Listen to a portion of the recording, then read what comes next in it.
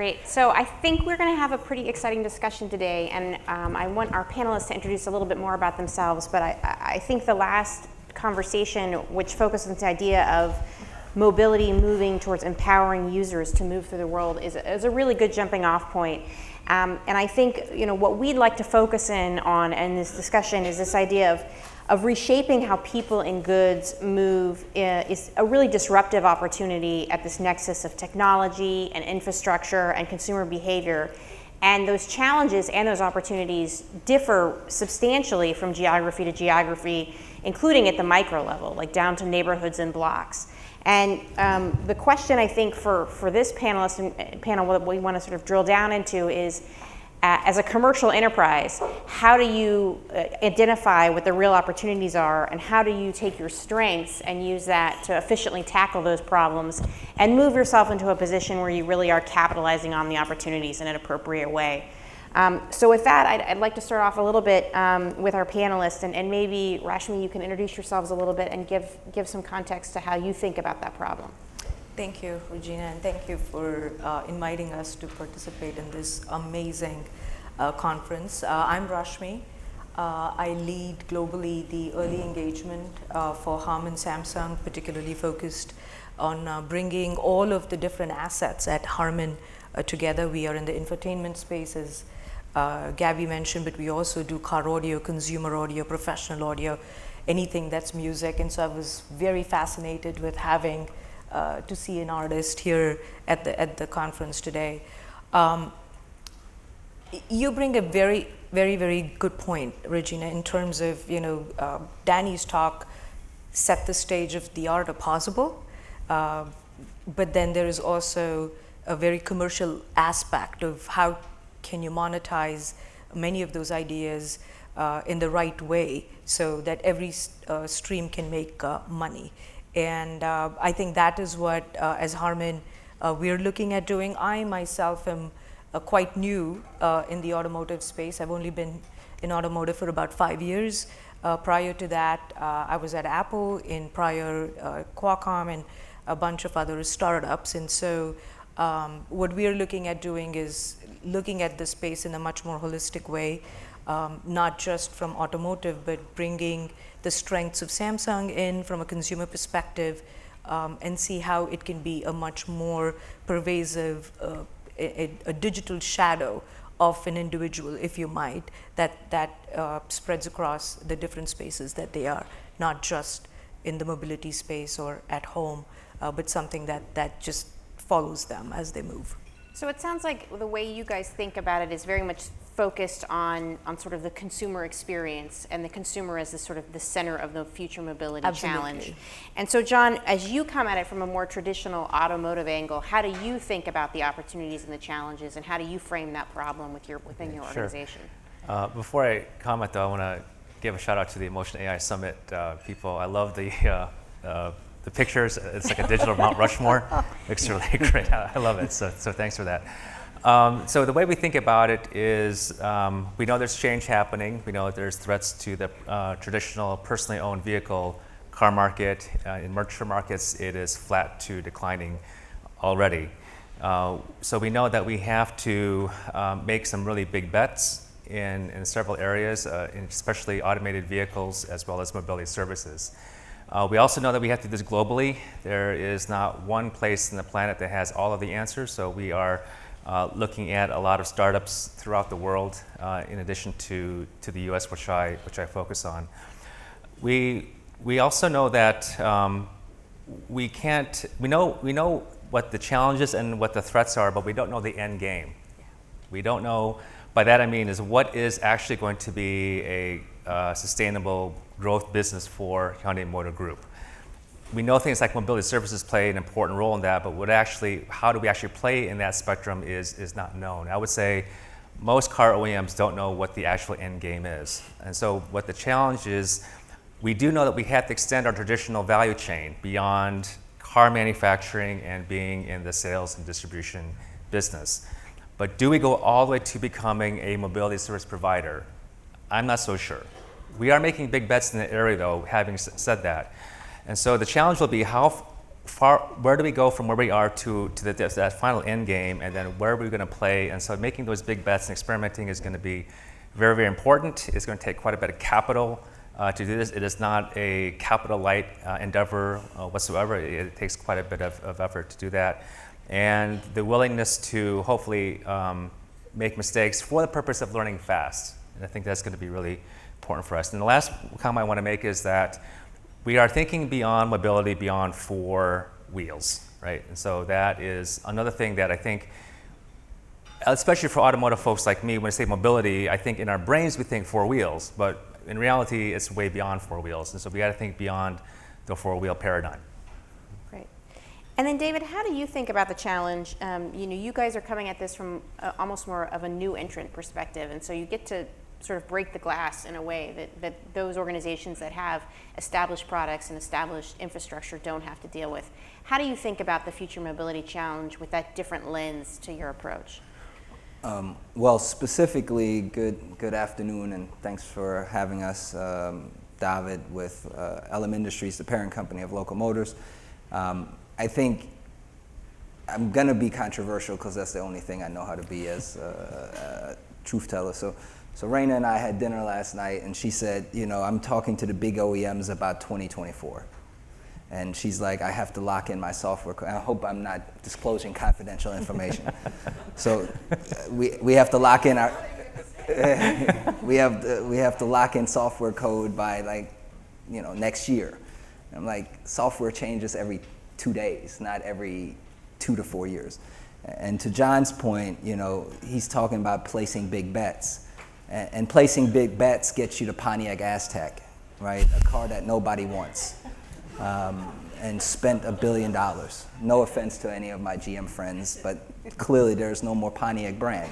So I think the point is that in order to get to what the consumer ultimately wants as a rider experience, as a customer experience, our perspective isn't to place big bets that are billions of dollars over 5 to 7 years, but it's to place a bunch of small bets and iterate very quickly, and that's enabled because we believe in digital transformation and digital manufacturing, and we move fast. So we want to go and move in 6 to 12 month increments of placing those small bets. And the things that work, we continue to build on, and the things that don't work, we do away with without having had to spend 3 to 5 years on the development, or $500 to $1 billion on the vehicle development. So I think that's what our perspective is. We want to place really quick bets on a lot of different topics and get it to market, and then get the feedback from the consumer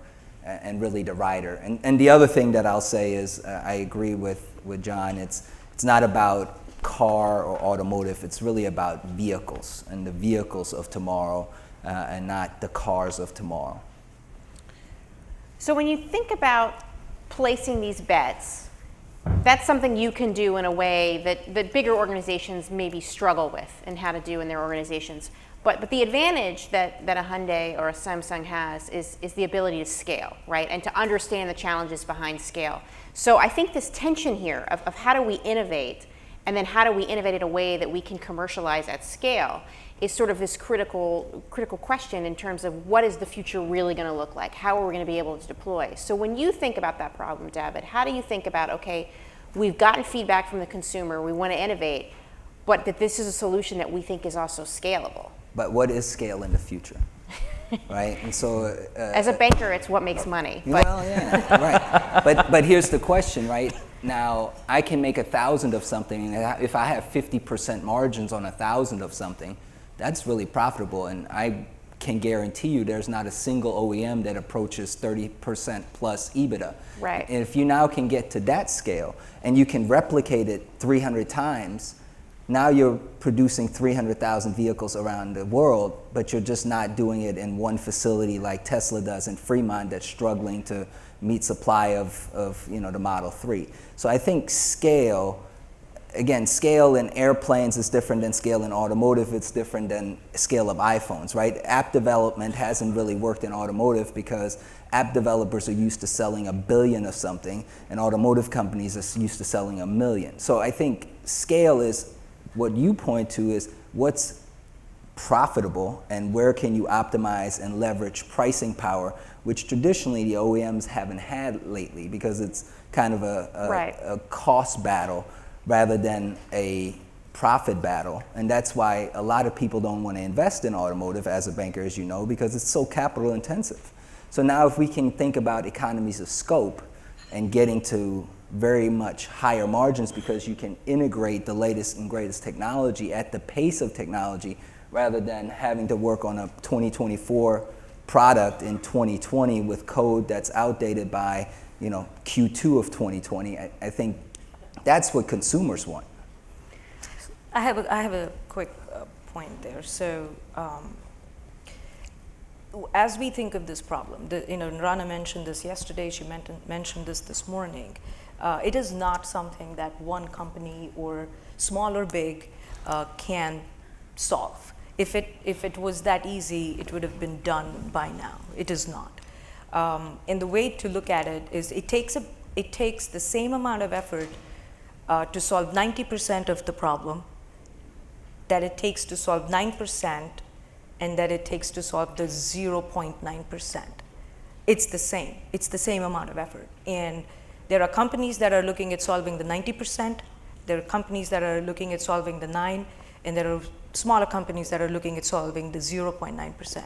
But to deploy what we think of as an ideal experience, all of those problems have to be solved. And I think we've already looked at data that shows the consumer confidence in deployment of autonomous vehicles has been declining. And it's through the hype cycle that Matthew showed. Right. And that is because of what there was all of this expectation, and now they are seeing what is doable.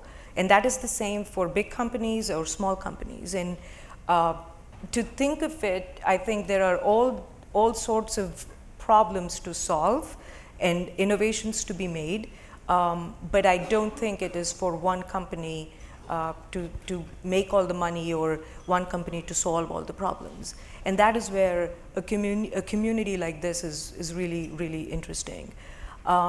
Some points of fact. Just New York City is slated to lose $2 billion in traffic tickets because of deployment of level 3+ vehicles. They have not figured out how they're going to make up for this loss of money. By 2025, 20 billion square feet of parking lot is going to be empty because of deployment of parking and level 3+ vehicles and more efficient use of vehicles. And nobody has figured out how to solve this problem. And so it is not just for OEMs or app providers or builders of vehicles. It is for entire cities and communities to rally around. And there are a lot of different innovations that would come along that.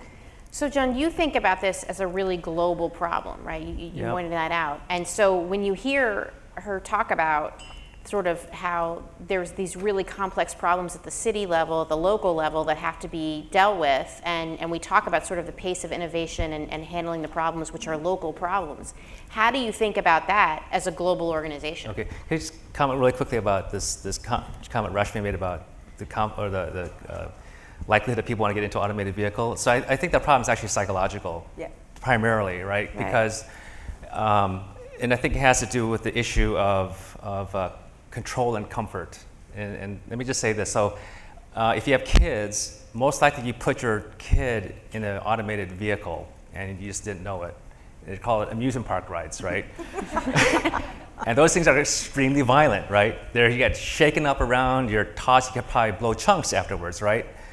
But we don't have second thought. Why? Because we have this comfort to know that they're going to come out of that vehicle. They might be blue in the face, they're going to come out, right? So I think automated vehicles are the same way. And we don't yet have quite the frame of reference yet to say that I'm going to get out of this thing completely fine. But I think it's a bit of a psychological barrier that once we understand the switch that we're making, I think we'll be fine. But it's not to say that it's not important. Definitely the hesitation that people have about it, we need to address it. So the psychologically, the social aspects are big. And I think it's not a traditional engineering question, but it's very important. So the question about cities, I think that's a really important one too, because of, among other things, you have congestion, population, density, resource issues, and quality of life, all which needs to be addressed. And so I think the one short comment I might make on that is that it's going to require all of the stakeholders involved with city life, transportation, mobility services to get together. And I think we kind of see this, or my commentary would be there with Uber and Lyft, maybe Uber especially, and my apologies if you're from Uber, I'm picking on you, but it's that I think Uber got a little bit ahead of the curve on their attitude towards city and city government, right? And so there's a little bit of a backlash now of some sorts, as I would interpret it. And so you have to include all of that together, and it takes time and it's complicated, but it's really important to include all of that together to make these solutions really, really work. So David, how do you think about, we've talked about sort of centering the consumer and getting them comfortable, and that's something that you guys are obviously very focused on. How do you think about evolving the consumer comfort level with this technology? So we, kind of fundamentally, we believe there's no penalty lapse, right? We can't have, not to pick on Uber, but we can't have an Uber type of incident in one of our vehicles. Now, unfortunately, it may happen because at the end of the day, accidents happen, but we believe we've de-risked those deployments by focusing on low-speed controlled environments. I think a couple of things on the psychology or the terminology, right? There's a difference between talking to consumers about being in a self-driving vehicle versus a driverless vehicle. People are more opposed to being in a driverless vehicle, but seem to be okay with a self-driving vehicle, at least from a conceptual perspective. And what we experience in our deployments around the world is that, as soon as people get in and kind of 30 seconds after they get in, it's no longer a big deal because the vehicle is operational. Now, unfortunately, I think you just mentioned the theme park. There was actually a girl that just died literally yesterday. So, but on the kind of the local impact, what we've accepted as, when I speak locally, I'm talking kind of North America, US right now. We as a society accept that 40,000 people a year die by getting in a car and driving on the road. But we as a society also have no longer accept that people die when they get in airplanes, right? Knock on wood, I fly a lot. But there's not been a passenger death in North America because of commercial airlines in like over a decade. But that's a societal thing that I think is, when will we no longer accept that 40,000 people a year die because of human-caused accidents in cars? And that gets to the next point, which is, with technology, which 94% of crashes are caused by human errors. So if we can have technology that eliminates that, then it becomes an adaptation issue, which is the same thing that 10 years ago when Fisker, for those of you who remember Fisker then became a Karma, had batteries blow up and burn up. There were like 8 in like 2 years. Yeah. What people don't realize is there's 30,000 internal combustion engine fires a year. And that's accepted, but because so it becomes this, how quickly can you adapt technology in people's mindset that will prove to be safer? And when will society stop accepting that 40,000 people a year die in this country from vehicle accidents? Well, doesn't that come back to what we started this off with, which is people are more comfortable when they feel empowered, right? So the challenge that I think that the autonomous vehicles face is this idea, and I'm curious how you guys think about this, is this idea of losing control and losing power. And how do you empower the consumer in that experience to help them gain that confidence back? So part of what we do is, right, we think about what is that rider experience, because in a traditional vehicle, right, if you get in a Lyft or Uber or a taxi, it's not really made for interaction. And if you now give the consumer, whether they are riding professionally from the airport to a hotel, or whether they're riding personally with their family from the parking lot of Disney to the front doors of Disney, and you can make that a immersive, empowered experience where they can focus on something that's enjoyable to them, I think then it's just a matter of like getting in an airplane. You get in an airplane, nobody's really flying the plane. You're just focused on your experience while in that plane, whether you're with family, whether you're on a business trip, you're reading, you're watching movies. So I think it's part of that is creating that experience that appeals to that rider. What do you think?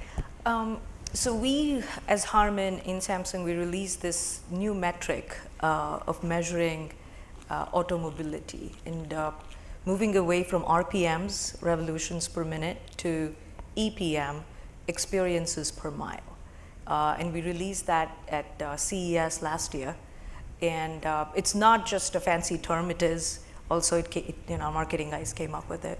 But it's also something that we have rallied around actually creating pillars and developing not just for experience from a fun perspective, but also safety.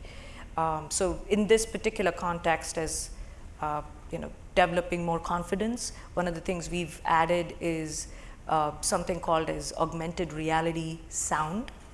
And so a lot of people know about augmenting your visual experience with augmented reality, but what we don't realize is, as humans, we start associating specific sounds with specific experiences as well. So for example, if you're watching a movie and a phone rings, just by the mere ringtone, I'm pretty sure you can tell if it's an iPhone or a Samsung phone, because we're so used to the ringtones and such, the earcons, called earcons. So we have come up with specific sounds. So for example, if the car is going, an autonomous car is going closer to a school zone, for example, there's like a chimes of bells or children that sort of alerts the driver if they're not ready to hand over. Examples like that, that would help the person that's in the car, not driving, to get more confidence that the car knows what it's doing. It's able to see some of these things in advance. So one very specific example. Some of the other things we're doing are more regulatory, which is something that's been mandated. For example, electric vehicles are way too quiet. We had some discussions over dinner yesterday night about this and how dangerous they are, even as they're saving the environment.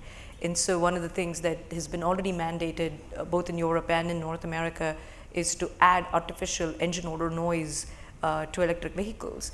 And so Harman has come up with what we call as AVAX, which is sort of a sound equivalent of ADAS that adds engine odor noise. And we've been doing this for decades.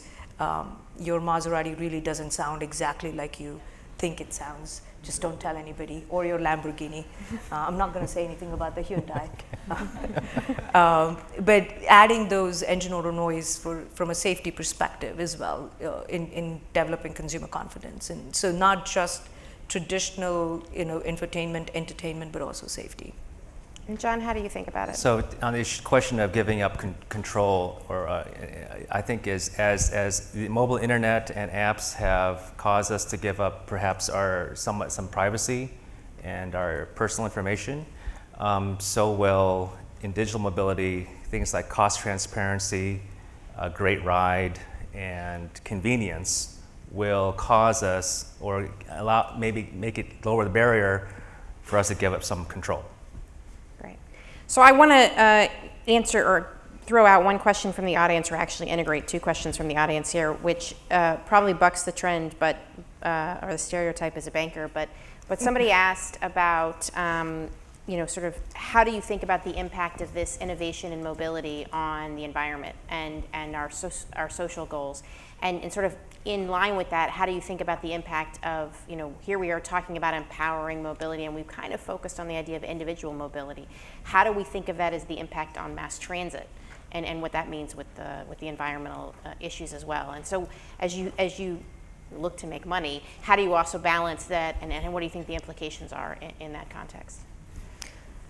Do you want to go first, John?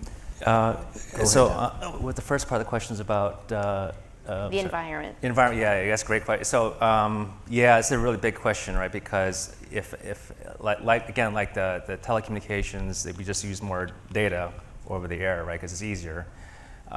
So will digital mobility. It will just increase the vehicle, predicting a great increase in vehicle miles traveled and personal miles traveled.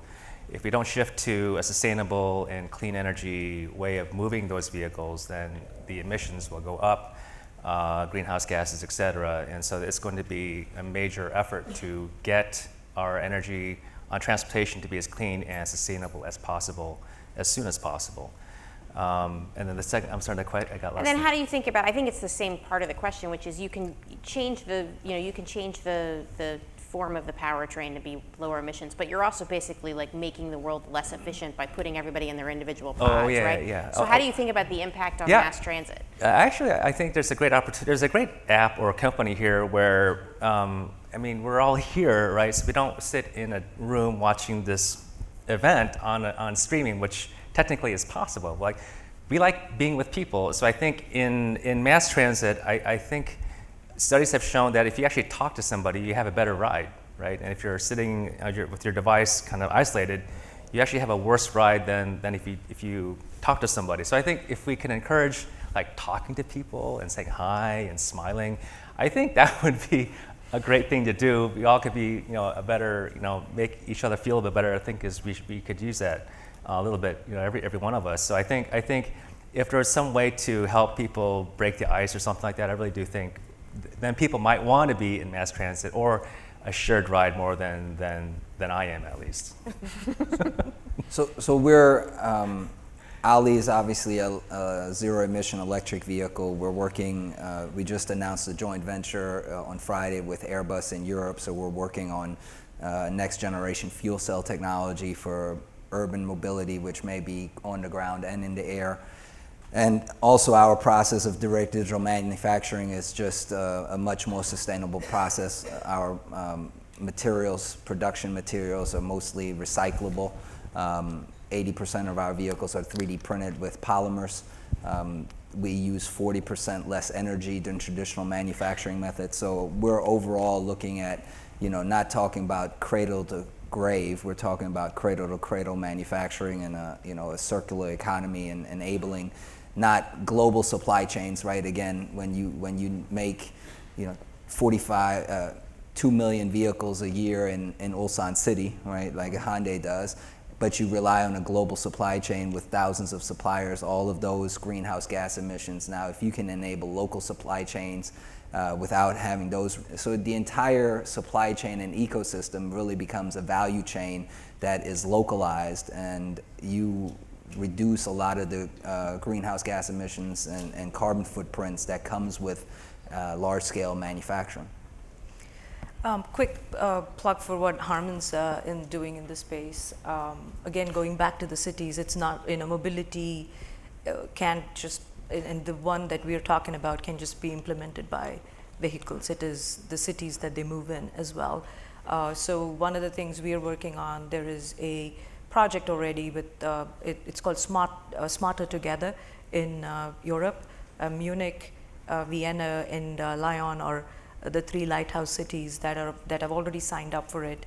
And today Europe is sort of already doing this, where particularly in Munich, you can't take your diesel vehicles into the cities during the weekends, and they're mandating some of this, but we are working from a telematics and a TCU box perspective, putting that in some of the intersections and street lights, not just to monitor vehicles, but also to monitor air quality.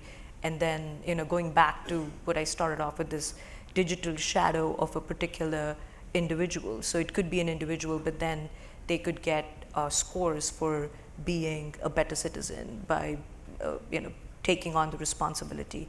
And if you haven't learned about the project, you can just Google Smarter Together Munich, and you can see there are very specific goals that have been already outlined, including responsibilities for the citizens. So it's sort of smart governance, smart cities, and smart mobility coming together. Great. Well, I think we all look forward to seeing how your companies continue to innovate and this space develops. Thank you for your time today. Thank you, Thank you. Regina.